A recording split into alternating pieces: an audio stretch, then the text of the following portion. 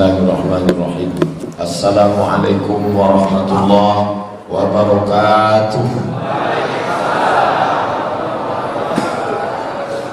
Kullu amrin ribalin, semua amal yang baik. Walam yubda' bihamdillah, kalau tidak diawali dengan ucapan alhamdulillah, fahuwa aqta', maka amal itu putus, tak bisa dibawa sebagai bekal menghadap Allah. Duduknya kita di masjid ini bernilai iktikaf, maka kalau tidak diawali dengan alhamdulillah, putuslah dia, tidak bisa dibawa sebagai bekal menghadap Allah. Maka saya pun mengawali tausiah saya ini dengan ungkapan alhamdulillahi rabbil alamin. Majlis kalau tidak ada selawat di dalamnya, maka majlis itu disebut majlis antanajifah, majlis bangkai, majlis busuk dan berbau. Kita tak ingin orang-orang yang sudah mandi pakai minyak wangi disebut majlis bangkai. Maka kita pun berselawat, Allahumma salli ala sayyidina Muhammad wa ala ali Muhammad. Laisa minna, tidak diakui sebagai umat kami, kata Nabi sallallahu alaihi wasallam, man lam yarham saghirana, orang yang tidak sayang kepada yang muda, walam ya'rif syarafa kabirina, tidak hormat kepada yang tua, tidak menyayangi anak-anak muda, maka dia bukan umat Muhammad sallallahu alaihi wasallam. Yang muda-muda saya sayangi semuanya, adapun yang tua-tua, para pemimpin, alim ulama, dalam hal ini pemimpin kita Bapak Wali Kota Pekanbaru diwakili oleh Ibu Asisten 4, kemudian Bapak Jaksa, karena ini di komplek kejaksaan, Bapak Ketua beserta seluruh pengurus masjid, bil khusus imam kita yang memimpin kita tadi salat dengan ayat bacaan. Mudah-mudahan solat kita diterima Allah Subhanahu wa taala. Amin ya rabbal alamin. Saya baru sekali inilah ceramah di komplek kejaksaan. Jadi rasanya macam orang sedang duduk di pengadilan. Jaksa itu diambil dari bahasa Sanskerta, aslinya Adyaksa. Jadi ada dulu menteri namanya Adyaksa Daul. Nah, itu dari Adyaksa, itulah asal kata jaksa. Karena payah menyebutnya Adyaksa, Adyaksa, jaksa. Artinya apa? Pegawai pemerintah yang mengucapkan tuduhan terhadap orang yang terdakwa melakukan kesalahan. Nah, itu arti jaksa itu. Dari mana Ustaz dapat itu? Google.com. Jadi duduklah si terdakwa tadi, yang menuntut dia itu siapa? Jaksa. Tak boleh nuduh tanpa bukti, harus ada bukti. Ditembakkanlah bukti itu ke dinding pakai infocus. Coba lihat, perhatikan baik-baik. Bukankah itu gambar Anda di lobi hotel Ritz-Carlton?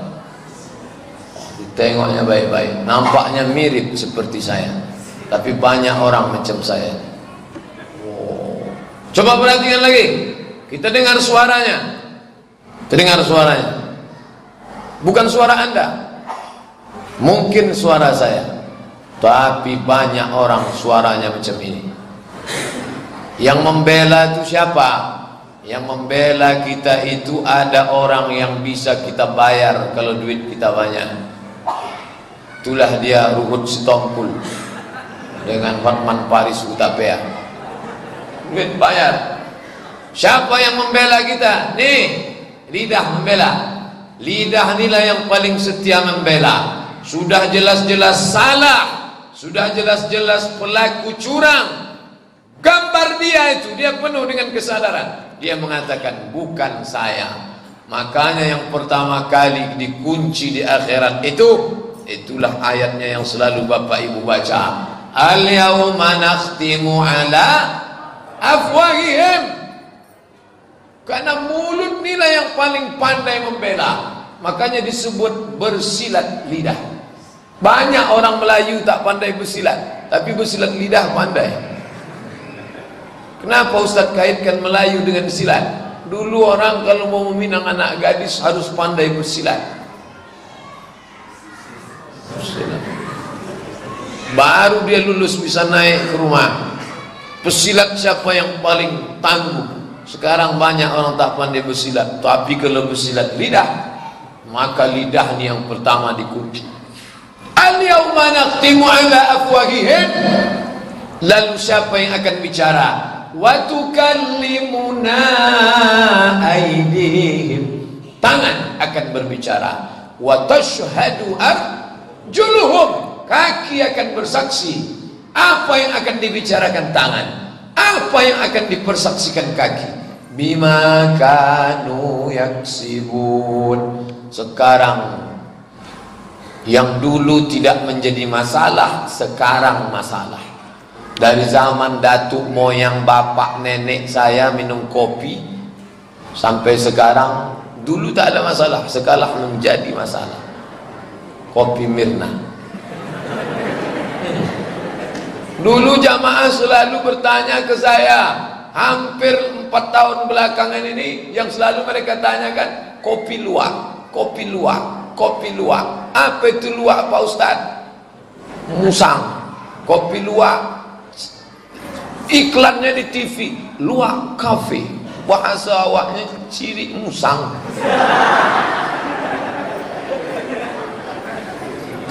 Bapak Ibu yang dimuliakan Allah Subhanahu wa taala, ketika dibawa ke pengadilan, maka ini menjadi masalah. Yang dituduhkan itu apa? Semua yang melanggar hukum yang ditetapkan oleh manusia. Tapi ada nanti yang dilanggar orang itu adalah hukum-hukum Allah Subhanahu wa taala. Berapa hukum Allah itu Pak Ustaz? Hitung sendirilah. Ini Quran. Cantik Quran. Infak sedekah untuk anak yatim desa terpencil. Kok bisa kemari? Seharga 1 buah 30.000 menyumbang. Jadi ini motivasi kita. Maka harta-harta itu sumbangkanlah. Itulah yang nanti menolong di hadapan Allah Subhanahu wa taala. Ketika lidah tak bisa menolong, ketika pengacara tak bisa datang, yang menolong di antaranya itu adalah sedekah. Tapi dengan syarat, illal ladzina amanu wa amilus salihati. Kalau tak ada iman, tak ada amal soleh, siapa pun tak bisa menolong. Yauma la yanfa'u malun, harta tak bisa menolong, wala banun, anak tak bisa menolong. Kenapa dalam Quran itu disebut harta, anak? Karena yang paling banyak ditanya orang, kalau tak harta, anak. Pak Ustadz, ya, dulu sekolah di mana? Di Mesir. Setelah itu di Maroko. Anaknya berapa? Nah, itu pertanyaan. Belum pernah jamaah nanya istrinya berapa. Ditanya itu anak, anak. Makanya anak. Tapi anak tak bisa menolong. Mal, bahasa Arabnya mal, bahasa kitanya harta. Mal diambil dari kata malayamilu, artinya mereng. Kenapa harta itu disebut mereng? Karena hati kita mereng, condong kepada harta. Ini Quran, ini harta, hati miring kepada harta. Ini masjid, ini harta, hati miring kepada harta. Bahasa Arabnya mal, bahasa Pekanbarunya mall, miring. Makanya kalau kita sampai di jalan Nangka, sebelah kanan Masjid Namirah, sebelah kiri mall, kemana hati condong? Ke mall. Mall artinya miring, hati miring ke mall. Mall tak bisa menolong. Yang sering ke mall SKA, mall tak bisa menolong. Kalau ke masjid, insya Allah langkah-langkah tapak kaki tadi. Wa naktubu ma qaddamu wa atharahum, kami tulis langkah-langkah tapak kaki. Makanya Bapak Ibu, banyak langkah kaki. Yang tinggal dari Panam makin banyak pahalanya. Nih, dari Panam jalan kaki Pak Ustaz. Ya, sesuaikanlah. Yang dekat-dekat sini jalan kaki. Ternyata jalan kaki itu manfaatnya, langkah tapak kakinya menjadi saksi penolong di hadapan Allah dan manfaat kesehatan. Langkahkan kaki Anda 10.000 langkah sehari, Anda akan selamat dari penyakit osteoporosis. Oh, orang pun ramai-ramai melangkah, tapi tak satu pun masuk ke masjid. Keliling masjid saja, habis itu pulang. Di mana itu? Di Masjid Agung An-Nur. Langkah sana, langkah sini, langkah sana, langkah sini. Pakai baju kemeja, tak juga keluar keringat. Baju kresek sampah dipakai, barulah keluar keringat. Begitu habis keringat, keluar 3 tetes, minum susu 2 botol. Ya sama aja. Datanglah sales jual susu ke kampus UIN Suska. Ditengoknya saya dari atas ke bawah. Berat bapak tak normal, kata dia. Mau bapak saya buat normal. Nih pak, minum nih susu. Bapak minum, insya Allah bapak akan gemuk. Saya tanya dia, ibu pernah nengok orang lari-lari di keliling Masjid Agung? Ya. Ngapain mereka lari-lari itu sore-sore pakai baju kresek plastik? Mereka mau kurus. Saya belum lari udah kurus. Yang penting itu sehat. Bapak Ibu yang dimuliakan Allah SWT, kalau rumahnya dekat, langkahkan kaki. Kalau jauh, ya sesuai naik kendaraan. Apa ada pahalanya Pak Ustaz? Faman ya'mal misqala dzarratin khairan yarah. Sebesar biji sawi pun ada pahalanya. Kalau sebesar biji sawi ada pahalanya, apalagi setetes 2 tetes bensin, apalagi minyaknya pertalite, tentu pahalanya makin besar. Yang naik sepeda banyak juga pahalanya. Kakinya berapa kali? Saya bingung nih Pak Ustaz, mau naik sepeda, naik mobil, apa naik angkot, terus semua tak saya amalkan. Saking bingungnya. Pilihlah salah satu. Ini akan diminta dan membela kita di hadapan Allah Subhanahu wa ta'ala. Mudah-mudahan langkah tapak kaki ibu malam ini menjadi penolong ketika kita dituntut di hadapan jaksa Allah Subhanahu wa ta'ala. Amin ya rabbal alamin. Pak Ustaz, kenapa dia didudukkan di kursi terdakwa? Karena dia pecandu narkoba. Dulu zaman datuk-datuk kita, lem itu untuk menempel kertas. Sekarang dah, lem begitu dibuka, dihisap banyak-banyak. Fly, terbang. Datang polisi menangkap anak yang ngelem, ditempeleng sama polisi. Lepak. Jangan ngelem lagi. Apa kata dia? Saya tidak takut sama Pak Polisi. Saya hanya takut kepada Allah Subhanahu wa ta'ala. Mabuk dia. Ini Ustadz nih cerita ngawur. Ini kisah nyata, true story. Hadisnya sahih, diriwayatkan oleh Kepala Desa Tualang, Kabupaten Siak. Kapan Ustadz dengar? Tadi malam. Tadi malam saya ceramah di Siak. Kata sambutan dari Pak Kades, kampung ini sudah ngeri Pak Ustadz. Anak muda ditangkap polisi gara-gara ngelem, ditempeleng. Ketika ditempeleng dia nantang, saya tak takut sama bapak. Kamu takut sama siapa? Sama Allah Subhanahu wa ta'ala. Cakap itu sudah putus, urat-urat kepala itu sudah putus. Ini akan dituntut di hadapan Allah. Tapi jangan lupa, dia bersalah. Tapi dia ngelem itu kenapa? Ada kronologis di belakang. Kenapa kamu sampai ngelem? Dari mana dapat duit? Ibu saya sibuk wanita karir, bapak saya namanya Pak Toib. Mohon maaf kalau ada Pak Toib. Tak pernah pulang-pulang. Makanya saya kalau sering ceramah keliling, malam ini di Duri, nyambung ke Dumai, besoknya ke Siak, 2 hari baru pulang. Itu sampai di rumah saya tak dipanggil Ustadz Somad, Ustadz Toib. Lama tak pulang. Artinya apa? Anak muda salah, tapi dia tidak seluruhnya salah. Ada orang lain berperan bersalah. Hari Sabtu malam Ahad jam 10 saya selesai ceramah di Habibur Rahman Dumai, depan Ramayana, depan Bukit Gelanggang. Salaman, makan, minum, pulang. Begitu pulang sampai di jembatan Leton jam 3 malam. Anak muda, anak lajang berpasang-pasangan, berpangku-pangku di atas jembatan Leton. Tak mungkin saya keluar mobil lalu ceramah, usikum wa nafsi bitaqwallah. Mana mungkin? Tak mungkin itu.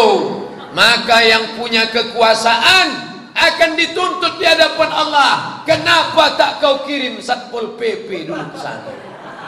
Kenapa? Kenapa pedagang kaki lima bisa kau tangkap? Ini kenapa tidak? Dituntut di hadapan Allah SWT. Ustadz berani ngomong begitu karena Pak Wali tak datang. Mentang-mentang Bu asisten fans Ustadz. Bukan begitu. Sama Pak Wali pun saya sampaikan itu. Di acara tablik akbar di beberapa tempat saya sampaikan, ini tanggung jawab kita. Kalau tidak nanti kita dituntut oleh adiaksa. Jaksa penuntut umum akan menuntut kita di hadapan Allah. Kenapa tidak kau pakai dulu? Ustaz, kenapa tak kau sampaikan? Balighu anni, sampaikanlah walau ayatan, walaupun 1 ayat. Orang tua ikut bertanggung jawab. Anak muda jahat, anak muda kriminal. Ingat, kejahatan itu terjadi bukan hanya keadaan niat dari pelakunya, tapi juga karena ada kesempatan. Waspadalah, waspadalah. Artinya apa? Kita ini nanti akan diminta pertanggungjawaban di hadapan Allah Subhanahu wa taala. Apa saja tak akan ada yang lolos. Wa inna alaikum lahafizin kiraman katibin. Semua akan dituntut di hadapan Allah. Penuntutnya lengkap, transkripnya, catatannya ada, akan diminta pertanggungjawaban di hadapan Allah Subhanahu wa taala. Sekarang orang-orang kaya itu enak saja, dia tinggal telepon. Pengacara datang. Datanglah pengacara. Apa itu pengacara? Pengangguran banyak acara. Dia bela ini, dia bela ini. Saya advokat, penasehat hukum. Segala yang melanggar bisa saya bebaskan. Tidak semuanya jahat, ada yang baik. Mereka yang ada di lembaga bantuan hukum, orang susah, orang miskin. Di MUI itu ada lembaga bantuan hukum gratis. Di antara pengacaranya Ustadz Hasan Basri, alumni UIN, pakar hukum. Jadi kalau ada anak-anak muda, adik-adikku sekalian, kalian belajar hukum konvensional, lanjutkan. SH, MH, doktor. Dari mana doktornya? Leiden, Belanda. Kenapa belajar hukum ke Belanda? Karena hukum kita hukum Belanda. Jadi jangan katakan hukum Belanda haram, hukum Inggris haram, hukum Jepang haram. Lalu siapa yang akan belajar ini kalau bukan orang Islam? Orang Islam dilarang belajar hukum, dipelajari orang kafir. Orang Islam dilarang politik, politik haram, politik haram. Akhirnya siapa yang mengambil politik? Ahok. Orang Islam harus memegang kekuasaan. Bayangkan kalau jaksanya orang Islam, datang dia pengajian, Tengok Pak Jaksa, tak boleh tunjuk orangnya, menjaga kode etik jurnalistik. Kalau sudah di masjid tak nampak mana diplomat, mana penjual tomat, sama semua. Kadang saya kalau sudah masuk kantor urusan, Assalamualaikum Pak Ustaz. Kenal Ustaz sama saya? Enggak. Astagfirullah Pak Ustaz, saya selalu subuh Sabtu di Al-Falah. Setelah pikir-pikir, oh jauh lebih mudah. Dulu di Al-Falah dia pakai baju koko, pakai peci putih, bawaannya mau mati. Tapi begitu di kantor pakai seragam, ada pula jengkol di sini.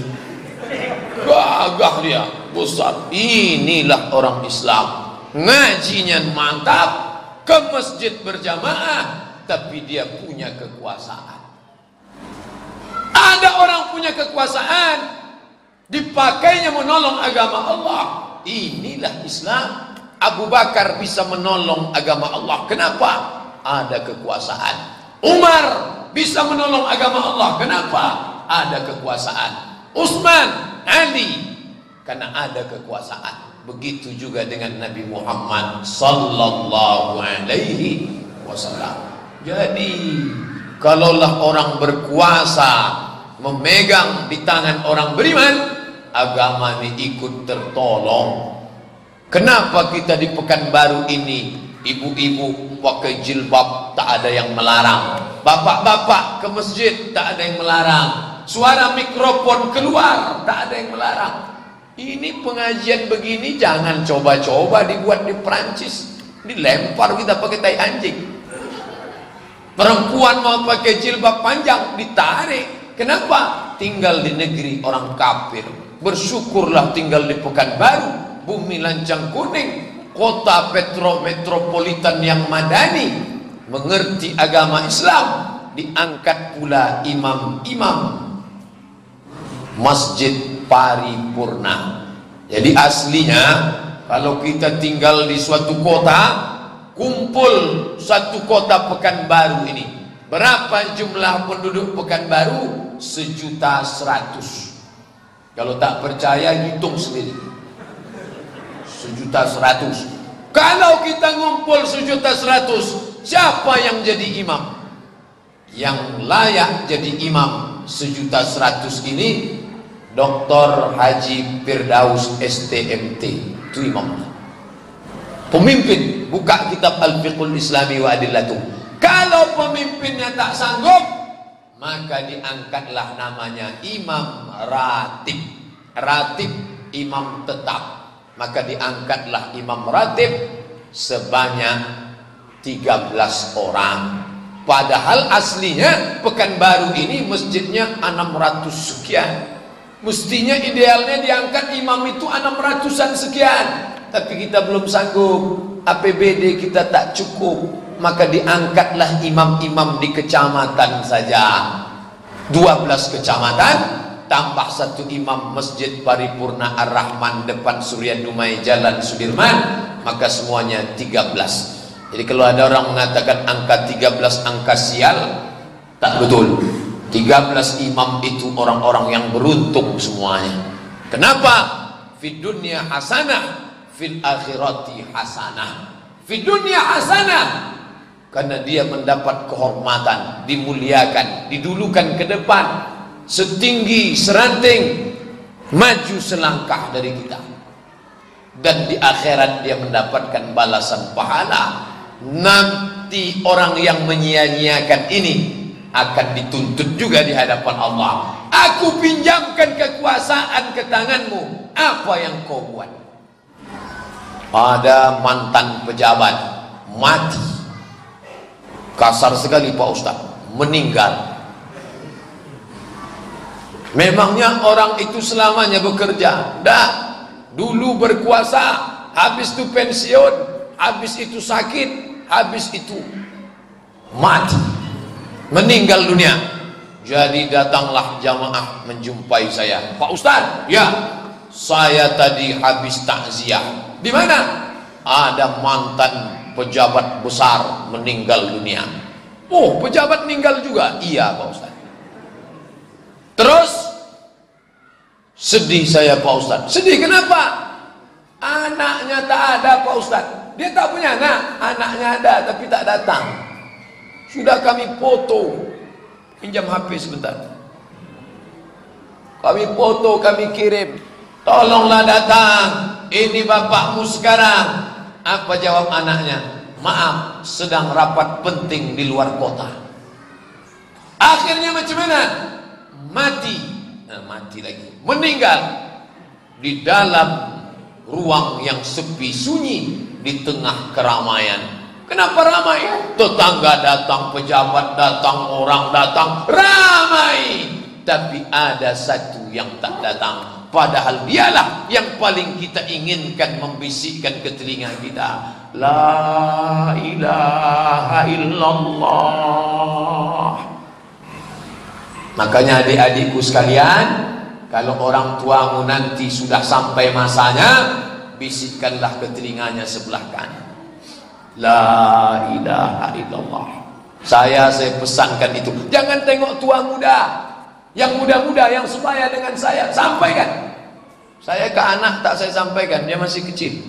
Ke istri saya, istriku, kalau sampai masaku nanti, kaulah yang membisikkan ke telingaku sebelah kanan. La ilaha illallah. Ditengoknya saya tidur lama, mau dibisikkannya. Jangan, belum lagi. Belum lagi. Nanti kalau dah mau mati. Jadi bang, aku yang akan membisikkan ke telingamu nanti. Ya, kalau sampai masa aku menghadap Allah, kaulah yang membisikkan ke telingaku ini nanti. La ilaha illallah. Hampir menetes air mata.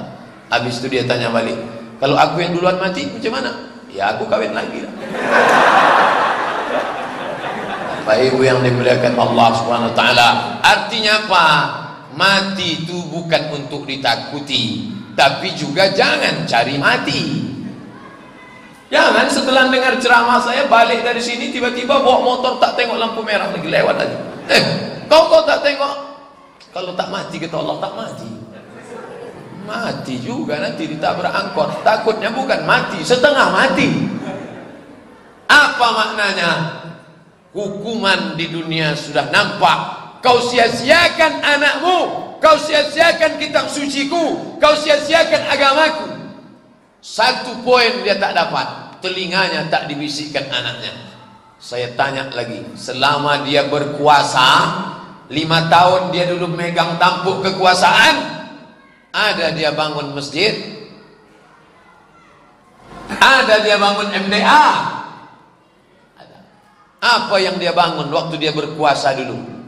Dia banyak membangun gapura, Pak Ustaz. Gapura. Apa guna gapura itu sekarang? Gapura itu ramai, Pak Ustaz. Ramai apa? Ramai orang pacaran malam Ahad, malam Minggu. Rasakanlah, dia dapat dosa jariah. 10 orang bercewek pasaran di situ, mengalirlah dosa. Rekening dosa tak mengalir. Rasakanlah.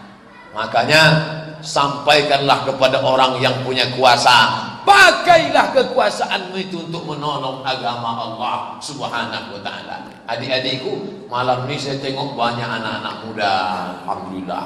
Padahal biasanya saya ceramah tuh jamaahnya banyak yang udah diintai-intai Israel. Tapi malam ini anak muda banyak datang. Ustaz janganlah nyinggung-nyinggung kami Pak Ustaz. Tersinggung kami Ustaz bilang diintai. Israel tidak mengintai yang tua. Ingat, mumbang jatuh, kelapa jatuh. Itu kata orang Melayu. Mumbang tu kelapa muda. Kelapa muda jatuh, putihnya jatuh, mayangnya pun jatuh. Malah kelapa tua tak jatuh-jatuh. Dijolok tak juga jatuh. Disinso batangnya baru jatuh. Artinya apa? Kalau saya bilang diintai Israel, semua kita ini diintai Israel. Masalah umur ini di tangan Allah. Jangan sangka, oh saya nih Pak Ustaz udah diponis dokter spesialis. Jangan tambah rukun iman jadi 7. Rukun iman itu 6. Salah satu ciri aliran sesat menambah dan mengurangi rukun iman. beriman kepada Allah, beriman kepada malaikat, beriman kepada Rasul, beriman kepada kitab, beriman kepada hari akhirat, beriman kepada takdir baik, takdir buruk, beriman kepada dokter spesialis. Mohon maaf kalau ada Pak Dokter. Saya kalau sakit masih ke dokter.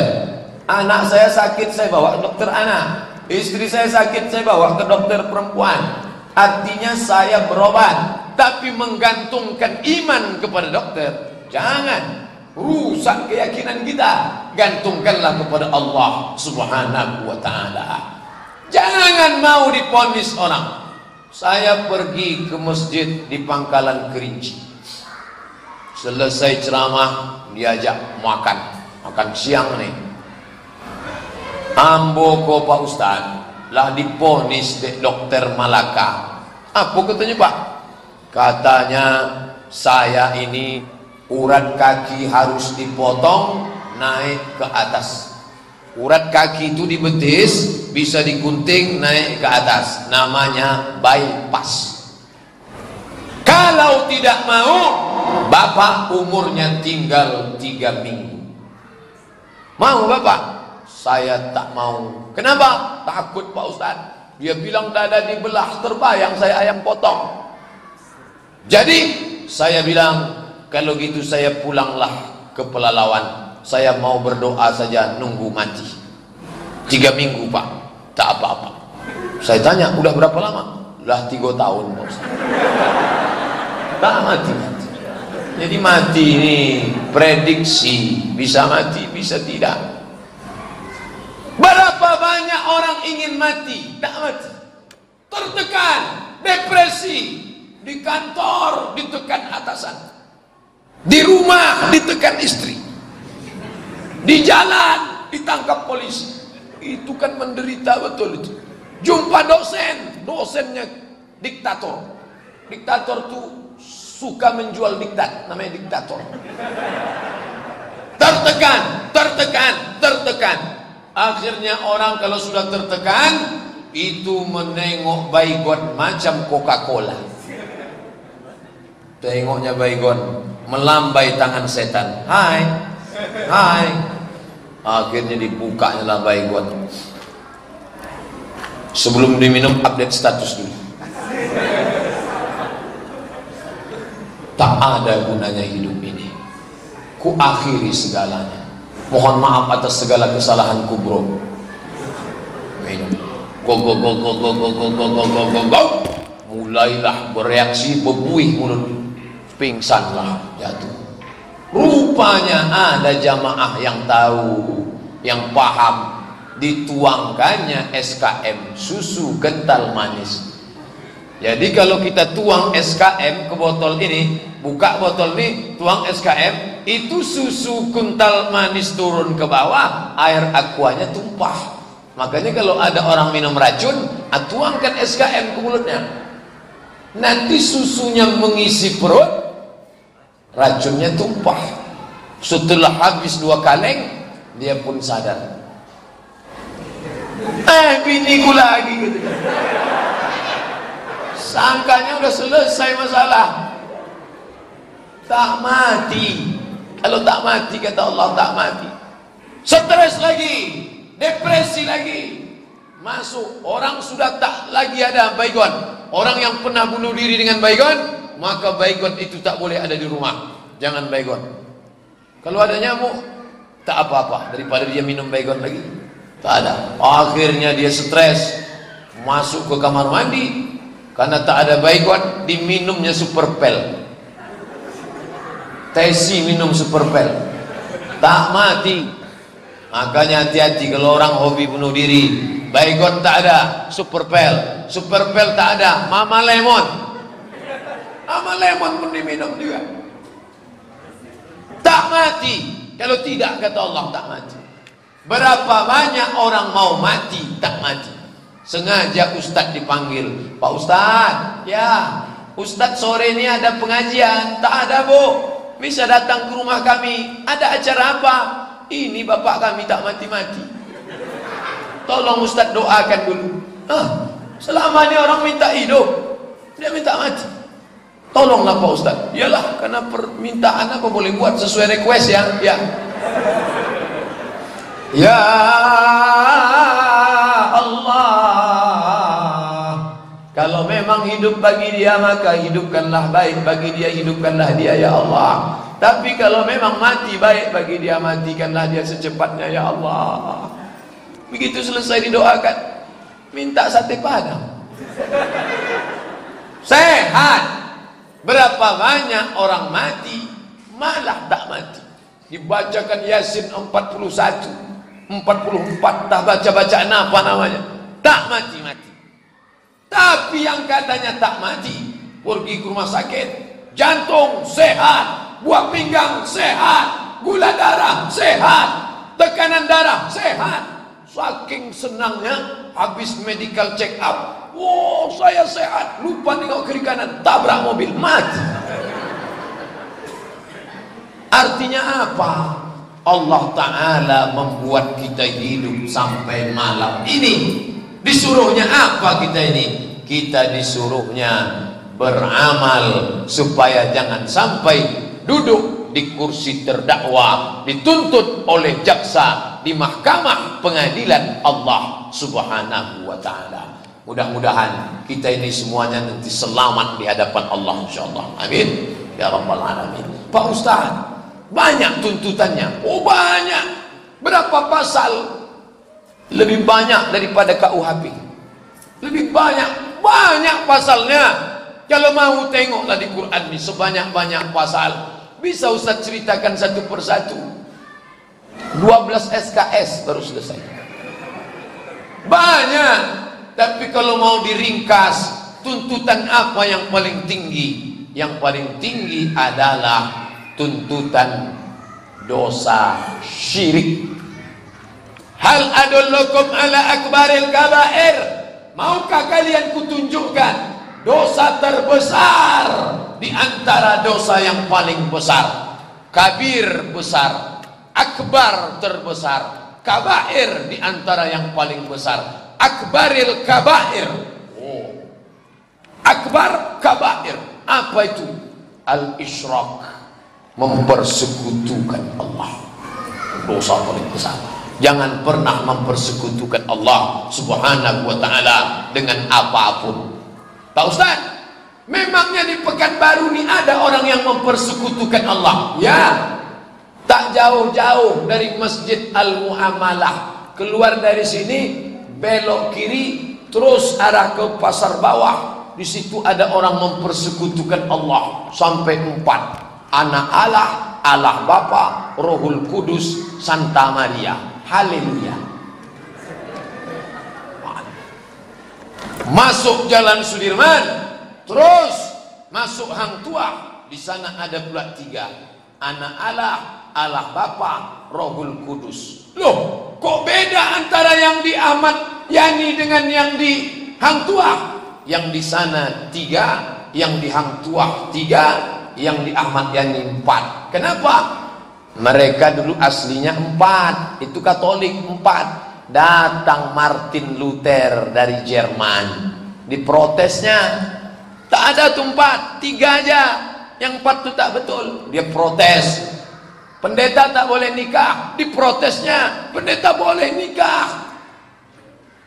Disalib ada patung, diprotesnya tak boleh. Martin Luther itu suka memprotes, protes. Makanya agama dia dibuat agama baru namanya Protestan.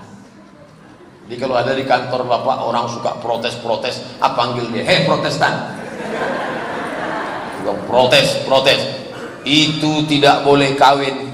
Protestan sama Katolik itu beda. Tidak mau satu dirjen. Itu bedanya Islam. Islam itu mau Hizbut Tahrir, mau Jamaah Tabligh, mau Jamaah Habaib, mau FPI, mau NU, mau Muhammadiyah, mau Perti, mau Al-Wasliyah, mau Persis, semuanya sama. Asyhadu an la ilaha illallah wa asyhadu anna Muhammadan Rasulullah. Tauhidnya sama, tapi mereka ini tauhidnya beda.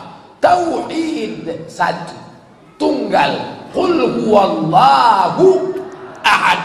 Kalau mintalah sama dia. Siapa itu? Allahus Samad. Somad tuh. Ini bukan somad, ini Abdus Somad. Saya ini hambanya dia. Nama dia Somad, nama saya Abdus Somad. Saya ini hamba dia. Hamba dia, menghambakan diri pada dia. Siapa dia? Lam yalid, dia tidak beranak. Walam yulad, dia tidak diperanakkan. Walam yakul lahu kufuwan ahad, tak ada satupun yang setara dengan dia. Semua agama di Pekanbaru ini mempersekutukan Allah. Pergi pula terus jalan Sudirman, terus sampai ke Purna MTQ, belok kanan masuk airport. Jangan belok ke airport, kalau belum beli tiket tak ada gunanya. Belok kanan terus, di situ ada lagi tempat ibadah. Tuhannya 3, Brahma, Wisnu, Siwa. Tempat ibadah orang Pura, orang Bali. Brahma, Wisnu, Siwa, itu Tuhan yang besar-besar. Tuhan bisa pula masuk ke dalam monyet, namanya Hanuman. Tuhan bisa masuk ke dalam gajah, namanya Ganesha. Tuhan bisa masuk ke dalam dewa-dewi, masuk ke dalam pokok kayu. Dari mana Ustaz tahu? Banyak-banyak nonton Mahabharata yang disebarkan oleh Antv. Malam ini banyak yang kecewa karena ikut pengajian, hilang 1 episode. Bapak Ibu yang dimuliakan Allah Subhanahu wa ta'ala, Buddha tak pernah cerita tentang Tuhan. Buddha hanya bercerita tentang kebaikan. Buddha hanya bercerita jangan ganggu istri orang, jangan mabuk, jangan mencuri. Kalau ditanya tentang Tuhan, jangan bicara Tuhan. Tuhan tak tersentuh, kata Buddha. Akhirnya Buddha mati. Setelah dia mati, murid-muridnya bingung mau nyembah apa. Akhirnya mereka buat patung Buddha. Lama-lama mereka tengok patung itu karena rindu pada Buddha. Lama-lama mereka sembah Buddha. Makanya Ustaz harus jelaskan Allah.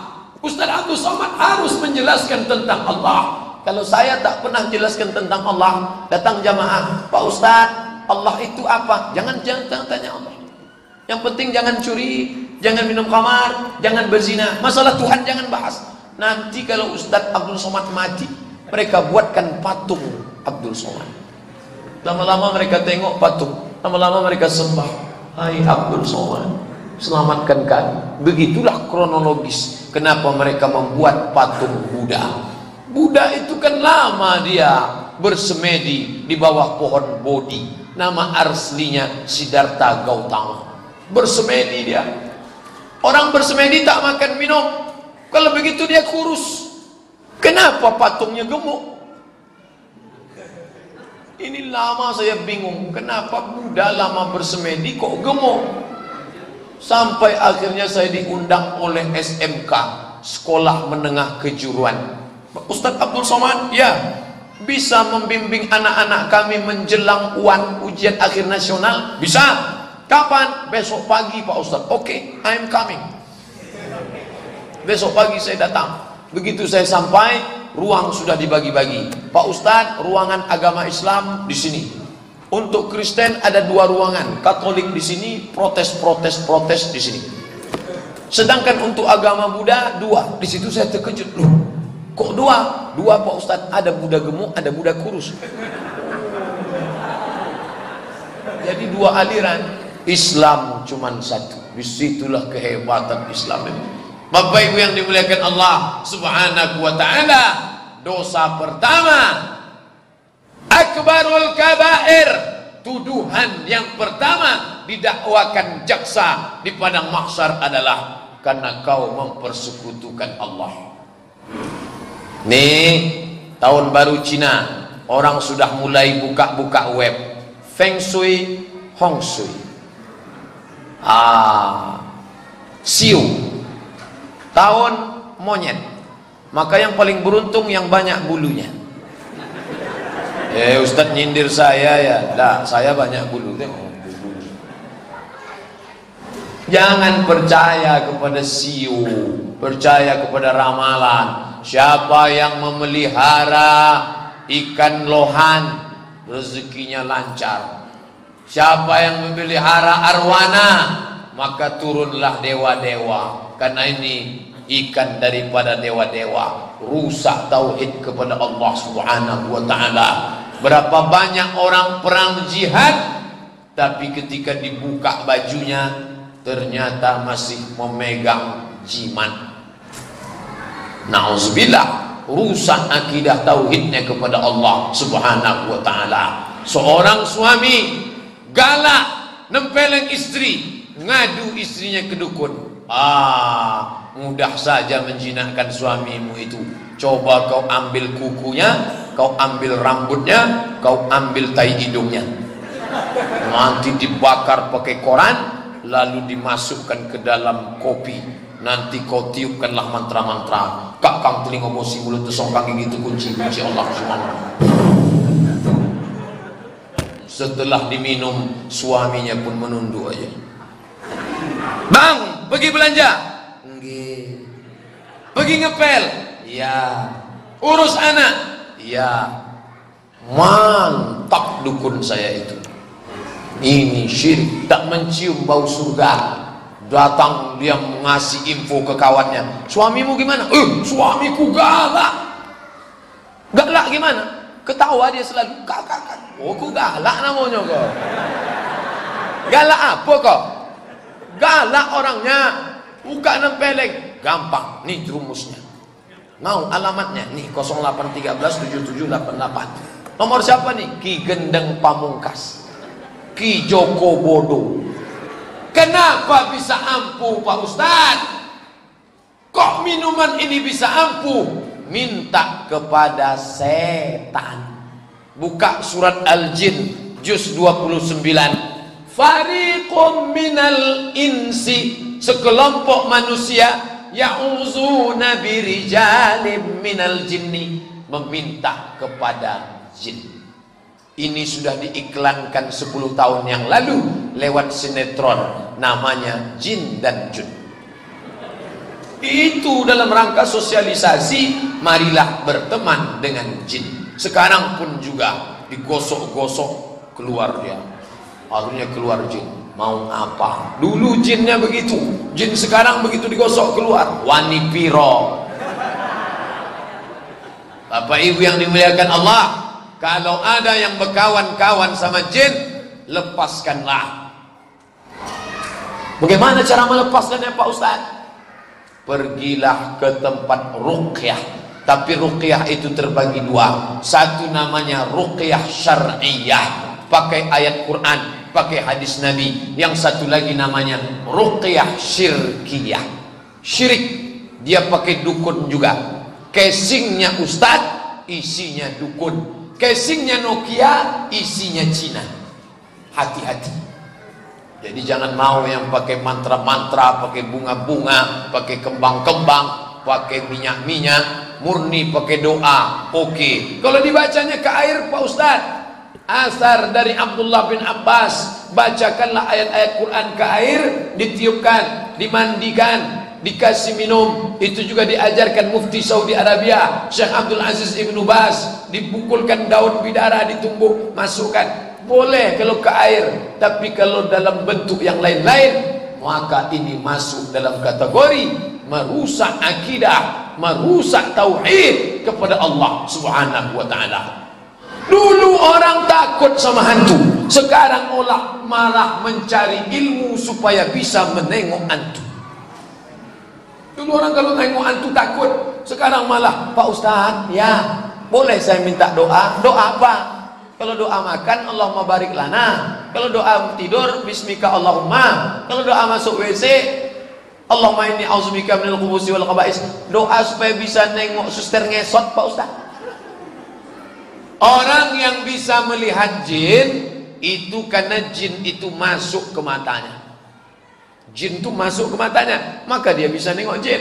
Maka cara mengusirnya lewat ruqyah. Masjid Al-Falah, Jalan Sumatera, belakang Hotel Premier. Jumpai Ustadz Zafrullah tiap malam ada. Kalau tak bisa, siang, malam capek, siang di belakang Rumah Sakit Zainab di basement. Di situ ada ruqyah. Ada lagi Ustadz Saifullah, ada lagi Ustadz John Pamil di Panam. Ah tuh ruqyah. Ustadz Abdul Somad kalau terdesak bisa. Tapi kalau tidak, pergilah, mereka ini spesialis. Ngapain minta ruqyah sama mereka? Saya ayat kursi hafal. Mas, ini bukan ayatnya. Ini bukan masalah pistolnya. Ini bukan masalah gunnya. Ini masalah man behind the gun. Ini masalah orang yang memegang pistolnya. Pistolnya sama, kalau yang megang lain jadinya.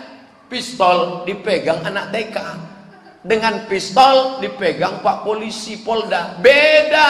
Begitu juga dengan ayat ini, ayat kursi. Allahu la ilaha illa huwal hayyul qayyum la ta'khudhuhu sinatun wa la naum lahu ma fis samawati wa ma fil ardh. Jinnya enggak keluar. Kenapa? Tak pandai dia. Makannya kotor, syubhat haram. Hatinya dipenuhi dunia. Tapi kalau yang membacakan ini orang rajin tahajud malam, lidahnya basah karena zikir, saat dibacakannya lari itu jin. Ini kotor dia bacakan, ketawa jinnya. Apa kata dia? Masa setan ngusir setan? Setan ngusir setan. Langsung dia tulis, nih kaedahnya, sesama setan dilarang saling mengusir. Baru tahu.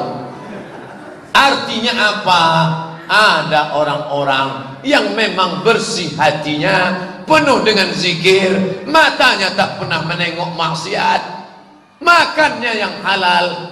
Maka karena halalnya itulah jin itu takut kepada dia.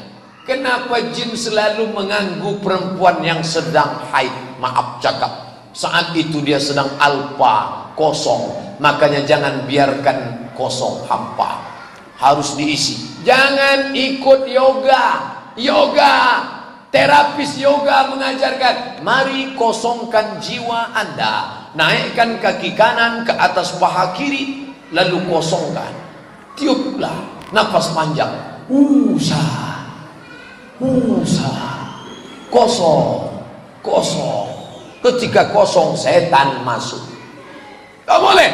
Harus senantiasa bersama Allah. Koneksi dengan Allah tak boleh putus. Allahu Akbar. Inna salati wa nusuki wa mahyaya wa mamati lillah. Tak boleh putus. Ketika putus hubungan dengan Allah, di situ setan masuk. Hati-hati. Maka jangan ikut sembarangan. Ini datang yoga dari India, Anand Krishna, datang Usami, datang macam-macam. Ikut. Websitenya menarik, ikut. Kepala ke bawah, kaki ke atas, ikut. Dibakar kembang-kembang, tarik nafas, batuk 2-3 kali, tarik aja. Ikut. Disuruh makan bunga dimasukkan ke pisang, makan, udah jelas pahit, telan aja. Ikut. Pembodohan luar biasa. Tapi orang kita ini sudah terlalu pintar, akhirnya balik ke goblok. Orang Islam diajarkan rasional. Jangan sampai ikut-ikut yang model begini. Syirik kepada Allah Subhanahu wa ta'ala. Inilah tuntutan pertama. Pak Ustadz, kalau orang syirik itu hukumnya apa? Mati kafir. Tak ada nilai harganya di hadapan Allah Subhanahu wa ta'ala. Orang yang mati kafir tak bisa ditolong.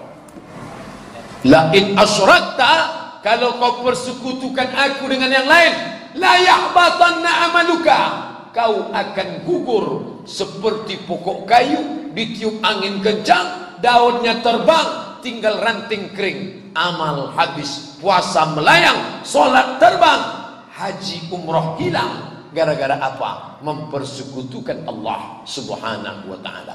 Jangan pernah. Ma khatara bibalik, apa yang terlintas dalam pikiranmu, fallahu laisa kadzalik, maka Allah tidak seperti itu. Idza sta'anta fasta'in billah, kalau kau minta tolong, mintalah pada Allah. Idza sa'alta, kalau kau memohon, fas'alillah, mohonlah kepada Allah. Ini baru saja masuk WhatsApp. Pak Ustadz, jodoh saya lama betul ketemu. Gimana nih Pak Ustadz? Untung saya udah nikah. Yang pertama usaha, yang kedua doa, yang ketiga sabar. Ini tak boleh tinggal. Ya ayyuhalladzina amanus ta'inu bis sabri, sabar. Semua ada saatnya. Itu buku yang saya terjemahkan.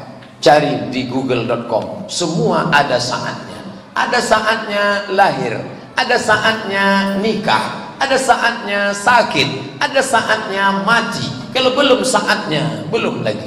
Tapi jangan berserah kepada saat. Berapa lama Ibrahim minta anak? Rabbi habli minas salihin. Belum saatnya Ibrahim. Tapi ketika sudah tiba saatnya, istri yang disangka mandul melahirkan anak. Nikah dia dengan Hajar. Gara-gara disangkanya Sarah mandul, tak punya anak. Begitu Hajar melahirkan anak, tak lama sesudah itu Sarah pun melahirkan anak. Dia kasih nama Ishak. Ishak diambil dari kata Yitzhak. Ishak diambil dari kata Yidhak. Yidhak artinya ketawa. Ketawa Nabi Ibrahim menengok Ishak. Ya Allah, yang kusangka mandul malah punya anak. Ishak. Sudah sampai saatnya. Oleh sebab itu jangan pernah putus asa dari rahmat Allah. Yang pertama doa, usaha dulu. Usaha. Allah tidak membiarkan hamba ini diam tanpa usaha. Dari tadi air ini sudah di sini. Kenapa tak masuk ke mulut Ustaz? Tak ada usaha. Bagaimana cara berusaha? Buka botolnya. Setelah buka, masukkan pipetnya. Habis itu diisap baru dia masuk. Kalau ditengok aja mana mau? Kalau rezeki tak kemana Pak Ustaz? Memang tak kemana, ini rezeki saya, tak akan kemana. Tapi kalau tak saya minum, diambil orang.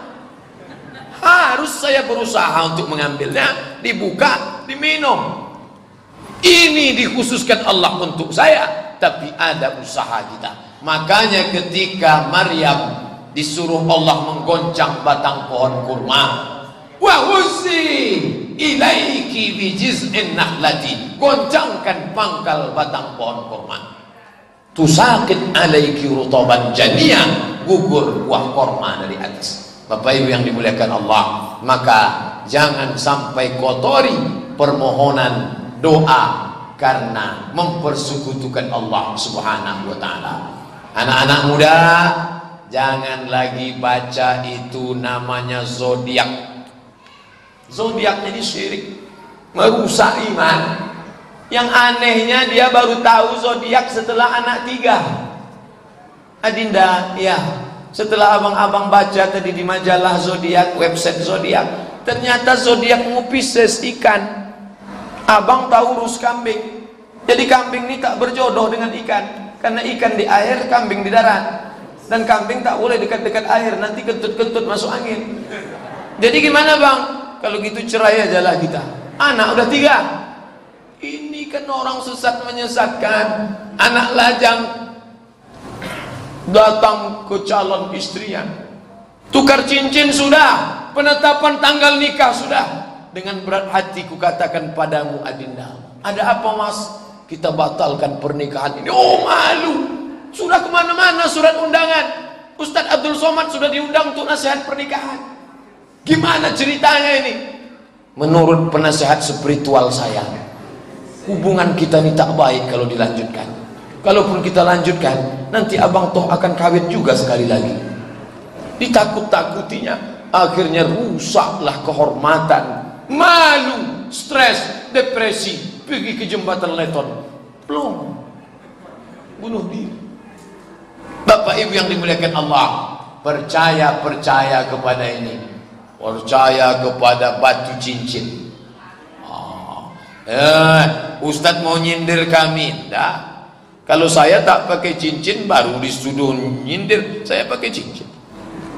Tapi saya tak pula percaya ada magic-magic di dalam. Pak Ustadz, ya, katanya cincin Ustadz itu ada magic-magicnya ya? Ada mas? Apa Pak Ustadz? Apa Pak Ustadz? Ini kalau dipakai duduk di rumah makan gak bayar. Hebat Pak Ustadz. Duduk aja jangan makan. Kalau makan bayar. Percaya di hari begini model begitu. La ilaha illallah. Jika Anda lahir bulan Mei, bintang Anda Gemini, maka batu yang cocok untuk Anda adalah batu delima merah. Kalau Anda pakai, aura merah Anda akan bangkit. Anak-anak buah di kantor Anda akan takut, dan semua orang akan ngeri. Istri Anda akan patuh dan tunduk. Wajah Anda merah, biji mata Anda pun merah.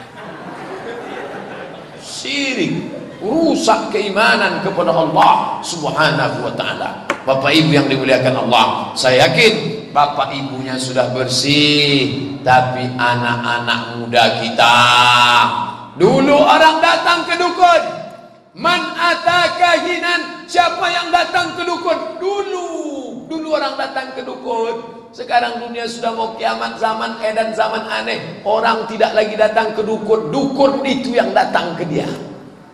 Datang ke rumahnya, datang ke kamarnya, masuk ke kantongnya. Apa kata dukun? Ketik rek spasi ramal, kirim ke 9090.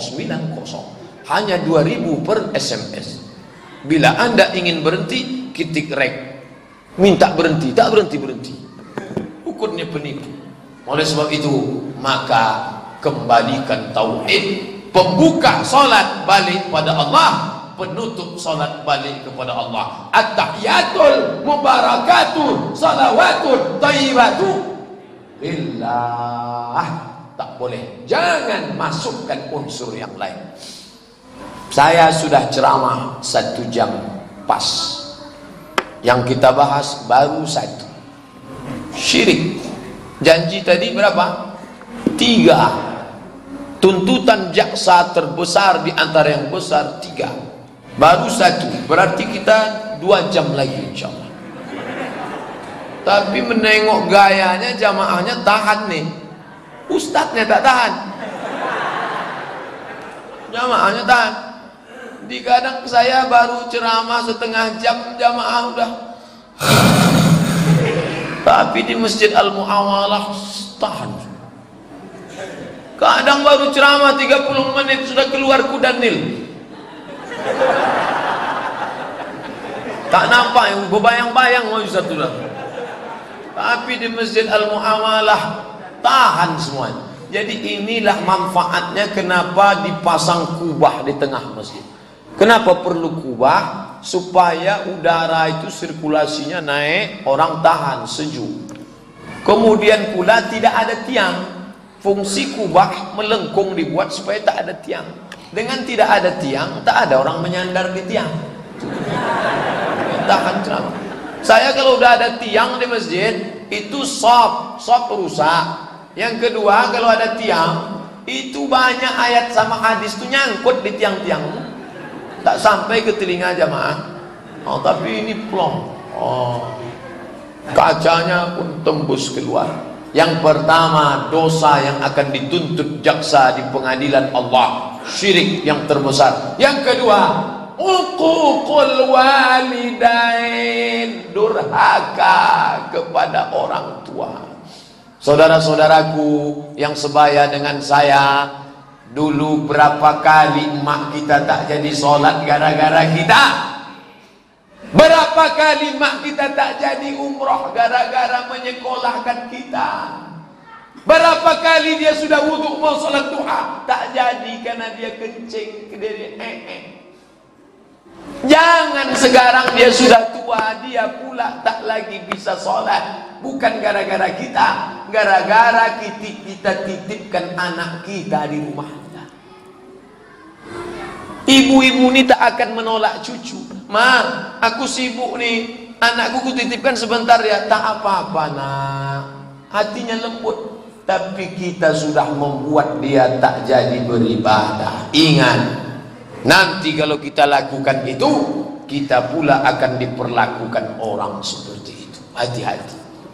Berapa banyak ibu-ibu yang awalnya bantu-bantu, lama-lama jadi pembantu. Ibu anu kok gak datang pengadilan, pengajian di Masjid Al-Mu'amalah? Anaknya kan udah besar. Anak yang besar tuh menitipkan anak dia. Namanya apa? TPC, tempat penitipan cucu. Jangan lagi. Inilah masanya kita membahagiakan orang tua. Menangis darah tak akan tertebus. Jangan nanti setelah meninggal barulah meraung, mencakar dinding. Kenapa tinggalkan kami? Saya kalau udah nengok orang nangis maknya ninggal musuh ngantuk kan aja kepala gitu. Dulu waktu dia hidup kau lawan, dulu waktu hidup kau melarang dia ibadah, sekarang udah meninggal baru nangis. Anak kurang ajar, mesti pukulin kepala. Pak Ibu yang dimuliakan Allah, selagi dia hidup jagalah. Pak Ustadz, ya, mak saya ini sudah 80 umurnya, kami kasih makan, dia nggak mau. Ngomong ke tetangga, katanya kami tak kasih makan. Berapa lama ibu sudah mengalami ini? Sudah 3 bulan Pak Ustadz. 3 bulan dia ceritakan. Dulu dia dibesarkan maknya berapa lama? Numpang di perutnya 9 bulan 10 hari, menyusu 2 tahun, baru pandai jalan besar mandi sendiri berapa lama? Pernah orang tua itu mengadu ke orang lain? Tak pernah. Sekarang baru 3 bulan dia udah ngomong mana-mana, update status itu aja isinya. Emakku, emakku, emakku. Orang pun baca. Bapak Ibu yang dimuliakan Allah, bakti pada orang tua. Pak Ustadz, emak saya sudah meninggal, gimana cara berbaktinya Pak Ustadz? Rabbana ighfir lana dzunubana waliwalidayna warhamhuma kama rabbayani shaghira. Allahumma ighfir laha warhamha wa'afiha wa'fu anha. Doa. Apalagi Pak Ustadz, bawakan nasi bungkus 10 kotak ke panti asuhan, ke panti jompo. Ya Rasulullah, kata Sa'ad, wahai Rasulullah, ummi matat, mak saya sudah meninggal, afa atasaddaqu anha, bolehkah saya bersedekah? Sampaikah pahalanya untuk mak saya? Kata Nabi, tasaddaq, sedekahlah. Ayu sadaqatu afdal, apa sedekah yang paling afdal? Apa kata Nabi? Saqyul ma', memberi air minum. Sedekah paling afdal memberi air minum. Itulah kenapa panitia malam ini ngasih air minum. Kenapa tak dibuatkan kopi? Takut meninggal macam Mirna. Nah, saya bukan menyindir, saya tak minum kopi, tak pernah minum kopi. Air putih cukup. Bapak Ibu yang dimuliakan Allah, apa maknanya? Sedekah paling afdal air, karena di Arab payah air. Di Pekanbaru jangan lagi sedekah air. Pekanbaru air di mana-mana, di atas air, di bawah air, melimpah ke atas. Jadi sedekah apa? Sedekah semen. Boleh kami sedekah keramik ke Masjid Al-Mu'amalah? Jangan. Masjid Al-Mu'amalah sudah banyak keramik, bukan cuma di lantai, memanjat ke dinding. Sah sedekah keramik lagi. Sedekahkanlah yang baik-baik. Datang tuh ke sekolah. Ini sekolah MDA gratis. Bayangkan. Tapi anak yang mau menyumbang, ada donatur, sumbang. Datang ke Ustadz Ridho. Ustadz, berapa di sini anak yatim? Berapa anak fakir miskin? Tolong Ustadz catat. Wah, dicatat Ustadz Ridho. Anak yatim, fakir miskin, guru yang belum digaji. Ini Pak, Bapak mau bantu? Enggak, saya mau nengok aja. Bantulah. Sudah dicatatkan pahalanya untuk almarhumah emak saya. Begitulah cara berbakti pada orang tua. Jangan pergi ke makam, dipegang nisannya, meraunglah di nisan. Bukan baca ayat, bukan berdoa. Mama. Oh, setan itu. Orang kafir yang mengirim nyanyi itu. Apa nyanyi? Maka doa kirim bacaan Al-Quran untuk almarhumah mak saya, Al-Fatihah. Pak Ustadz, kalau saya bacakan Al-Fatihah ke emak saya sampai, coba bacakan Bismillahirrahmanirrahim, Waladhdallin, amin. Balik enggak? Enggak, berarti sampai. Ustadz bercanda. Ini serius nih Pak Ustadz. Ini cerita alam gaib ini. Ustadz jangan main-main. Kata Nabi, kalau ada orang meninggal, la tahbisuhu, jangan kau tahan jenazahnya lama-lama, cepat-cepat kuburkan. Setelah kuburkan, bacakan pada bagian kepalanya Al-Fatihah, pada bagian kakinya ujung surat Al-Baqarah. Hadisnya riwayat Imam Tabrani. Kata Imam Ibnu Hajar Al-Asqalani, hadisun hasan. Itu dalil membacakan ayat Quran untuk orang meninggal dunia. Tapi bacanya betul. Yasin wal Qur'anil Hakim, innaka laminal mursalin ala siratim mustaqim. Betul makharijul hurufnya. Ini baca entah apa dibaca. Turja'un fayakun. Macam apa itu? Datang ke MDA. Malulah Pak Ustaz, kami mak-mak ngaji sama anak MDA. Datang ke Pak Imam sore-sore ba'da asar. Pak Imam, boleh ajarkan kami mengaji? Boleh, tapi jangan satu majelis sama anak kami. Ya, jangan ceritakannya Pak Imam. Dah, rahasia between me and you. Okay, no problem.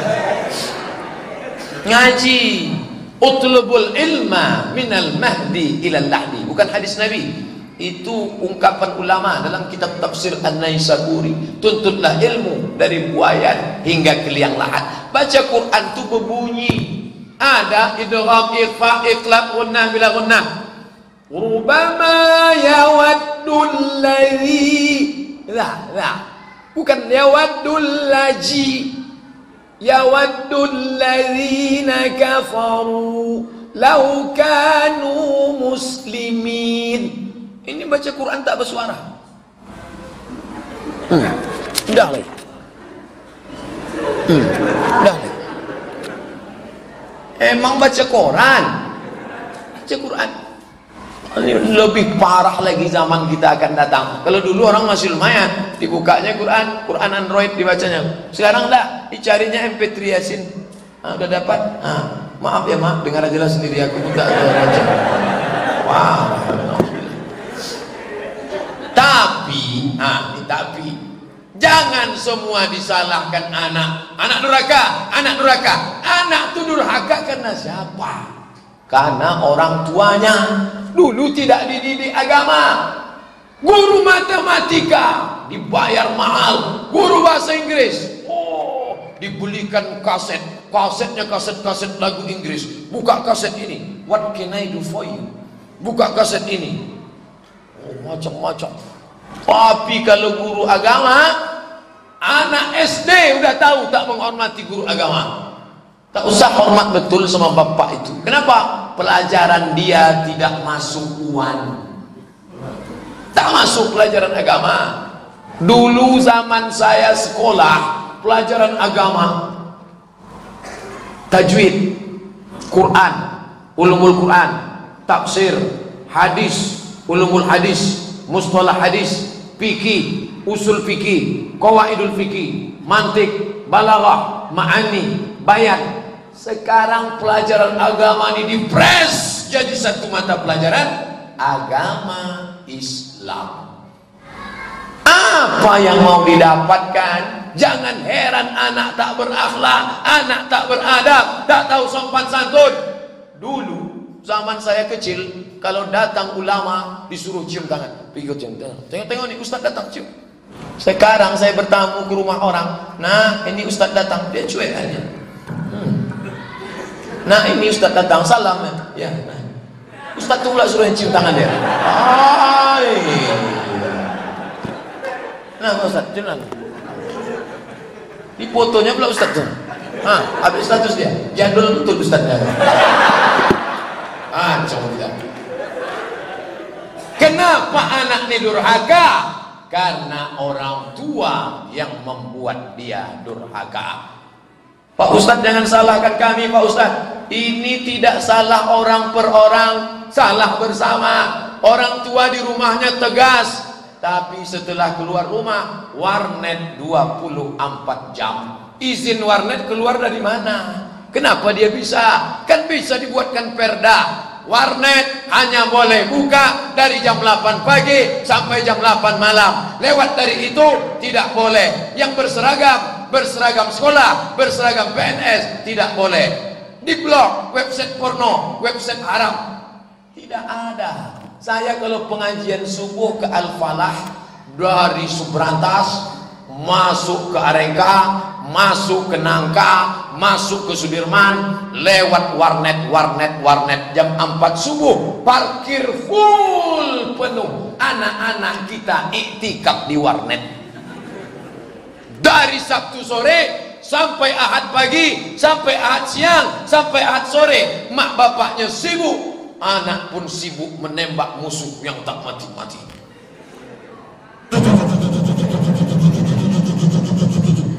Makan tidak, minum tidak, sholat tidak, apa tidak.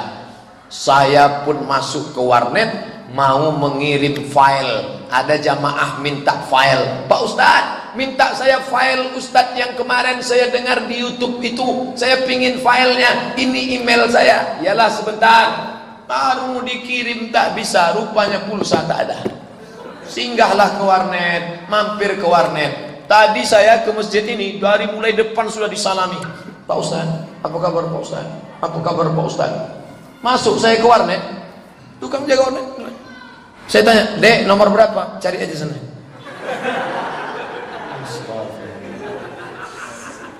Dek, nomor berapa? Nanti saya salah duduk. Kan ada tuh nomornya. Asap rokok. Wow, patutlah anak-anak itu sumbat kepala otaknya untuk menerima kebenaran. Orang tua, kenapa dia bisa izin sana? Kullukum ra'in, setiap kamu pemimpin, wa kullukum mas'ulun 'an ra'iyatihi, kamu akan diminta tanggung jawab di hadapan Allah Subhanahu wa taala. Bapak penting, tapi emak jauh lebih penting. Kenapa begitu Pak Ustaz? Peran ibu luar biasa. Peran ibu luar biasa. Datanglah anak lajang membawa Kawasaki Ninja, mau bawa anak gadis bapak. Pak Haji, ya saya bawa anaknya Pak. Alah Pak, sebentar aja. Sekali tidak, katakan tidak. Say no to bonceng. Katakan tidak. Pak Haji sekali aja. Tidak. Datang istrinya, kasihlah Bang. Kita dulu lebih parah dari itu lagi. Inilah yang merusak. Kasihlah Bang. Nanti kita tahan anak gadis kita ini tak laku, malu kita nanti Bang. Akhirnya abang tu pun kalah madu. Bawalah. Ini kalau ada istri begini, ini namanya istri BCL, bini celako. Dia inilah yang menjerumuskan anak ini ke dalam neraka jahanam, khalidina fiha abada. Nanti setelah dia terjadi apa yang terjadi? Alah, apa salahnya Pak Ustadz? Orang cuma keliling kota Pekanbaru, habis itu makan bakso aja kok. Dari mana dia tahu makan bakso?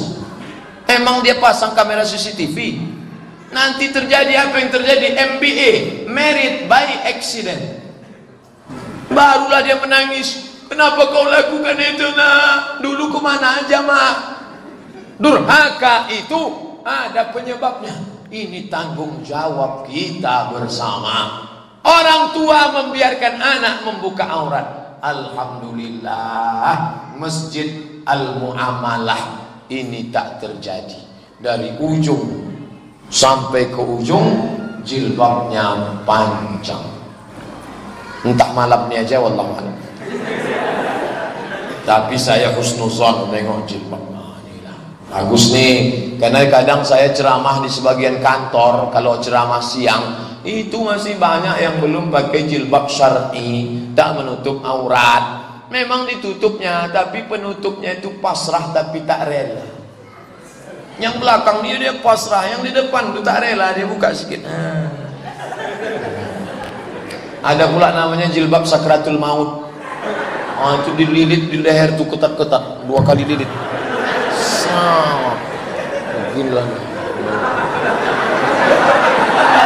Acara pula pagi itu makan lontong. Menengok dia tercekik, saya pula mati dia. Jangan kasih anak menantu kita memakai pakaian membuka aurat. Melayu itu identik dengan baju kurung. Baju kurung itu baju panjang sampai ke lutut, sampai roknya ke bawah, jilbabnya menutup dada. Baju kurung Melayu. Mau orang Jawa, mau orang Sunda, mau orang Mandailing, mau orang Batak, mau orang Minangkabau, berpeganglah kepada Islam. Di mana bumi dipijak, di situ langit dijunjung. Melayu Islam. Kalau Melayu tak ada Islamnya, hilang me-nya, tinggal layu. Minangkabau Islam, Minangkabau tak ada Islam, hilang Minangnya, tinggal Kabau. Minangkabau Islam, jaga Islam. Bapak Ibu yang dimuliakan Allah, jangan kita biarkan anak-anak berawal dari cantik. Cantik ya anak saya, pakai rok pendek, dari kecil terlonjak-lonjak, sudah besar terbawa-bawa, sudah tua terubah tidak. Berawal dari terlonjak-lonjak, lucu ya. Kalau hendak membentuk, bentuklah dari rebung. Rebung tu buluh, buluh tu bambu. Kalau dia masih putih, insya Allah bisa dibuat melingkar, bisa dibuat melengkung. Tapi kalau dia sudah jadi bambu kuning yang keras, hanya ada dua kemungkinan. Kalau tidak kepala kita pecah, dia patah. Jangan sampai. Kemarin Pak Wali Kota Pekanbaru sweeping ke kampung dalam. Berapa yang tertangkap? Narkoba tak ada obatnya. Narkoba itu cuma dua saja. Kalau tidak gila, mati, sakau. Jadi orang tua jangan malu. Saya beberapa kali dibawa BNN, Badan Narkotika Nasional. 4 itu sekali jalan. BNN, polisi, dokter, ustadz. Saya dibawa. BNN, polisi, dokter, ustadz. Tapi banyak juga yang salah sangka. Disangkanya saya pecandu tobat. Tengoknya saya kurus ini. Saya ustadz, bukan pecandu tobat. Ceramahkan situ. Ini narkoba ini tak ada obatnya. Hanya dua saja. Kalau tak gila, mati, sakau. Maka kalau punya keluarga, jangan ditutup-tutupi. Pak Ustadz, nanti ke rumah kami ya undangan. Oke. Pas tanya jawab, ada yang mau kami tanyakan nih Pak Ustadz, tapi rasanya tak enak di depan orang banyak, rahasia keluarga. Bisa bicara 4 mata Pak Ustadz? Jangankan 4, 3 pun bisa. Apa namanya? Gini Pak Ustadz, anak kami itu cerita aja lah, saya mau cepat pulang nih. Anak kami itu kena narkoba Pak Ustadz. Apa kira-kira doanya? Anak kena narkoba dia minta doa. Saya bilang tak ada doa. Ini nomornya. Nomor apa? Nomor BNN. Jadi Pak Ustadz tangkap anak itu. Oh malulah kami. Nanti dibuatkan skenario nya. Tangkap. Mau enggak? Mau gila apa mati? Mau sehat lah Pak Ustadz. Yalah. Kalau mau ikut cakap. Ditelepon lah orang BNN. Bagaimana dibuat? Alhamdulillah Pak Ustadz. Gimana anaknya sekarang? Sudah dikirim ke Bandung Pak Ustadz, sekolah rehabilitasi. Kalau tetangga nanya, kami bilang ngambil S2. Bapak Ibu yang dimuliakan Allah Subhanahu wa taala. Bohong dia Pak Ustadz. Bohong. Enggak, S2, sehat. Bapak Ibu yang dimuliakan Allah Subhanahu wa taala, anak durhaka itu karena dibentuk di rumah tangga, bawa ke masjid. Masjid ini tak ada kurangnya. Imamnya paripurna, bangunannya paripurna, kompleknya komplek jaksa, ramaikan, karpet cantik, datang ke masjid, sholat berjamaah. Itulah kedekatan ibu anak orang tua, dieratkan hubungan masjid. Syirik, tuntutan jaksa di akhirat pertama, durhaka pada orang tua. Yang ketiga, yang terakhir, syahadatuz zur, kesaksian palsu. Di Indonesia ini semua yang palsu-palsu laris. Dari mulai alamat palsu, sampai kesaksian palsu. Setidaknya di Indonesia orang terjebak persaksian palsu dalam 3 kasus. Pertama, ada orang tak pernah ke masjid. Kalau dibuka buku catatannya, ke masjid cuma 3 kali. Pertama, kebetulan akad nikah di Masjid Agung An-Nur. Yang kedua, waktu balik kampung kemarin pas libur cuti akhir tahun, ke masjid. Keterangan kencing. Masjid numpang kencing aja. Yang ketiga, dibawa jenazahnya ke Masjid Al-Mu'amalah. Dibawa, bukan di samping.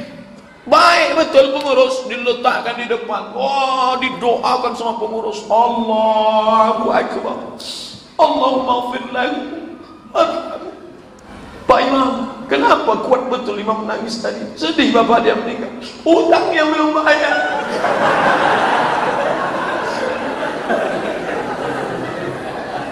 Setelah itu ditanya pula jamaah sekalian, apakah jenazah ini baik? Semua menjawab baik. Kesaksian palsu. Ingat, dituntut di hadapan Allah. Jadi kalau dia tak baik, jangan datang. Orang yang tak sholat jangan disolatkan. Lalu jenazahnya campakkan ke Sungai Siak, masih buat.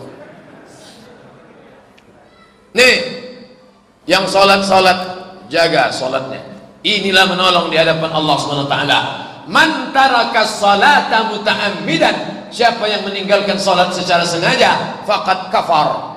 Inilah yang dijadikan dalil oleh Syekh Abu Bakar Al-Jazairi dalam kitab fikih 4 mazhab. Orang yang tak sholat itu kafir, tak perlu disolatkan.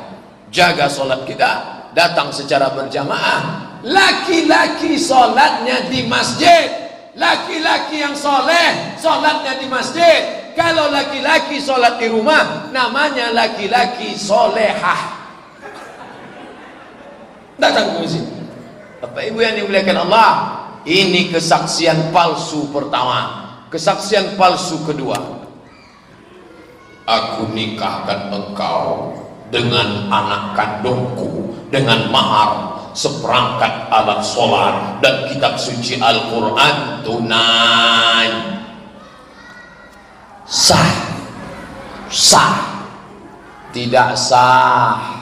Kenapa tidak sah? Karena yang mewalikan ini bukan ayahnya. Ayahnya Pak Ustaz, rambutnya sudah kami periksa DNA di Singapura, itu ayah kandungnya. Bukan, karena dulu anak itu lahir nikah April, lahir Agustus, 4 bulan sudah lahir, married by accident.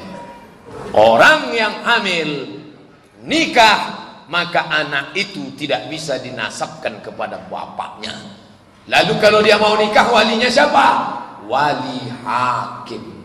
Fasultanu waliyun man la waliyalaha. Walinya adalah wali hakim, Pak Kuah. Makanya hati-hati kalau mau jadi saksi nikah. Jangan. Sahkah Bapak Ibu? Sah. Jam 11.30 lapar semua udah. Nengok goreng ayam, sah. Dari jam 8 tuh asik bepantun. Datang terbang merbah dengan merpati. Habis merpati bulung balam si burung punggu. Habis punggu datang pula burung gereja. Dari tadi burung tak selesai. Bapak Ibu yang dimuliakan Allah SWT, kesaksian palsu yang ketiga. Kapan? Di dalam ruang tertutup. Luber. Apa kepanjangan luber? Hah? Apa? Langsung umum. Saya selalu lupa. Dulu saya sangka luber itu lubang berak. Langsung umum, bebas, rahasia. Coblos. Itu bukan sembarang coblos. Itu persaksian. Saya Abdul Somad bersaksi bahwa orang ini layak menjadi pemimpin saya. Itu Jangan asal bersaksi. Ini sekarang Pekanbaru belum lagi, tapi nanti 2017 Kampar, Pekanbaru ini mulai ramai nih. Maka saya jadi ustadz ngeri-ngeri juga nih. Tadi begitu saya masuk masjid, saya tengok, besar baleho nih, bisa dibuat nih coblos nomor 1. Ustadz tak boleh main politik. Katanya ustadz tak boleh meninggalkan politik. Saya PNS, dosen, tapi bagi yang mau berkarir politik, apa salahnya? Asal jangan ikan melarikan tukang pancing aja jelas. Artinya apa nih? Kesaksian palsu dalam mencoblos, kesaksian palsu dalam nikah, kesaksian palsu dalam kesaksian jenazah. Inilah kesaksian-kesaksian. Jangan sampai kita terjebak pada kesaksian palsu. Saya sudah ceramah 1 jam 30 menit 90 menit. Kalau sudah datang santapan jasmani, santapan rohani pun agak kurang sedikit. Banyak kali alasan Pak Ustadz. Bukan alasan, memang saya sudah tak tahan lagi sudah. Itulah ceramah kita malam ini, 30 kali 3. Nanti bapak ibu pulang, anaknya nanya, apa isi ceramah Ustadz Abdul Somad tadi? Apa ya? Yang pertama itu dia cerita tentang jaksa, mentang-mentang di komplek kejaksaan. Pokoknya kata dia, entahlah dari awal tuh jaksa-jaksa aja cerita dia. Nanti kita akan dituntut di hadapan Allah sebagaimana tuan jaksa menuntut seorang terdakwa. Dan paling besar itu tuntutannya 3, tentang syirik, tentang durhaka pada orang tua, dan tentang persaksian palsu. Itulah yang dapat saya sampaikan. Terima kasih atas segala perhatian. Mohon maaf kepada alim ulama, bapak jaksa, bapak ketua masjid, tuan imam, ibu asisten, hadirin hadirat, adik-adik sekalian. Yang baik datang dari Allah, yang tak baik dari hamba Allah yang baik. Tadi kata protokol ada tanya jawab, kalau ada saya jawab, baik langsung ataupun tertulis. Terima kasih. Wassalamualaikum warahmatullahi wabarakatuh.